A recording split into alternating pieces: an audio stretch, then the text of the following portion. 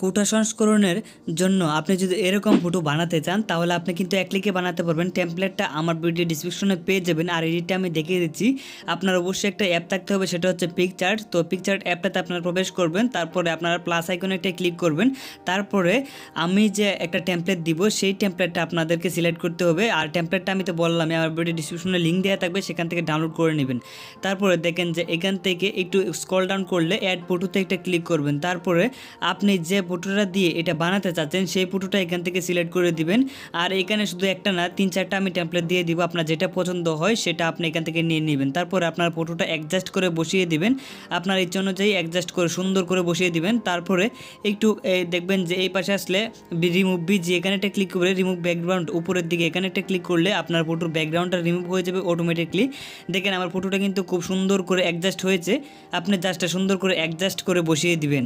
তারপরে এখান থেকে অ্যাডজাস্ট করে বসিয়ে দিলে উপরের দিকে দেখবেন যে একটা টিক চিহ্ন আছে। তো আমাদেরকে এখন এই টিক চিহ্নতে একটা ক্লিক করতে হবে। টিক চিহ্নতে ক্লিক করার পরে আমাদের ডাউনলোড একটা ক্লিক করে ফটোটা ডাউনলোড করে আপনি যেখানে আপলোড দিতে চান দিতে পারেন।